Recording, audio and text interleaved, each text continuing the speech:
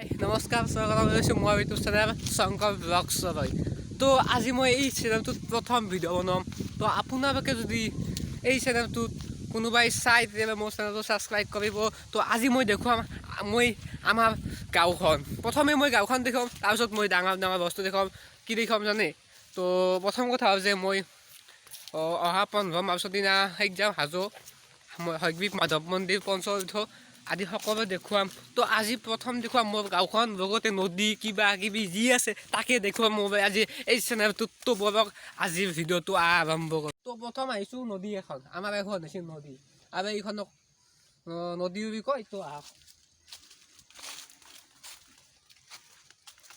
নদী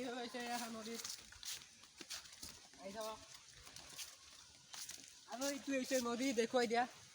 নদী মানে এইটো জান বুলিয়ে ক'ব পাৰি, ডাঙৰ নদী নহয় ন, সৰু।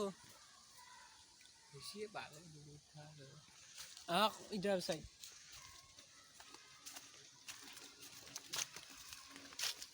তো আপোনালোক প্ৰথম নদী দেখুৱাব। এতিয়া দেখুৱাম ইয়াত কৈছোঁ তাৰপিছত প্ৰথম এতিয়া দেখুৱাম আমাৰ খেতি পথাৰ। আমাৰ ঘৰত খেতি আছে, খেতি কি খেতি কৰে সকলো দেখুৱাম। তো পিছলৈ যাওঁ, বাই। লাগিছে আমাৰ নদী, মই সদায় নদী নদী কৈ থাকোঁতে এইটো নদী আচলতে নহয়, এইটো হৈছে জান। কাৰণ এইটো ব্ৰহ্মপুত্ৰ নহয় ন, ডাঙৰ নদী নহয়, এইটো সৰু নদী।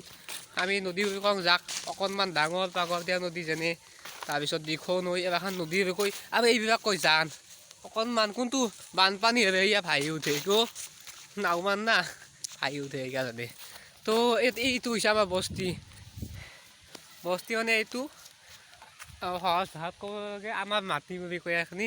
আৰু ইয়াত আছে গছ বন গোটাই আছে, আৰু এইখিনিতো আছে আমাৰ গছ। আমাৰ কাৰণে আমাৰ দেউতা আহাৰ, আটা আহাৰ, ককা আহাৰ গোটাই আছে ইয়াতে।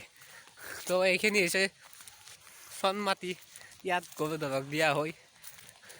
তো অকণমান আগত দেখাম মই খেতি পথাৰ। তো য'ত ধানৰ খেতি কৰা হয়, আমাৰ মানুহবিলাকে জীৱিকা নিৰ্বাহ কৰি আছে। 1 নম্বৰ কথা ধানৰ খেতি, আৰু লগতে বেহাৰ আৰু চব আছে। তো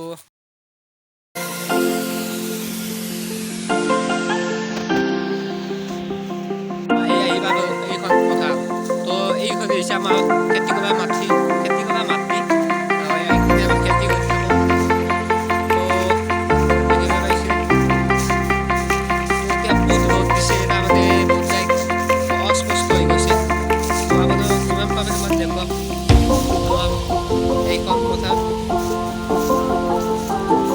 তো আগত আছে আমাৰ খেতি, তো খেতি দেখুওৱা হয়।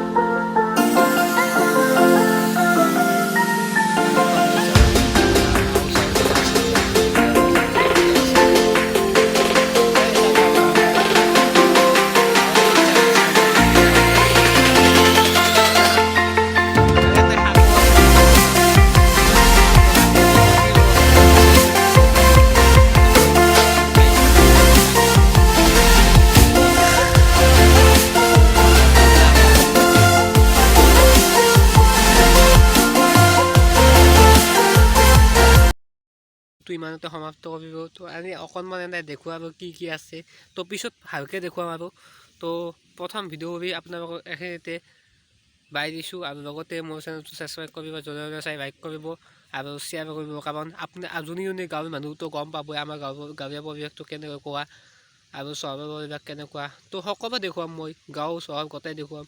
তো আজি ইমানতে বাই।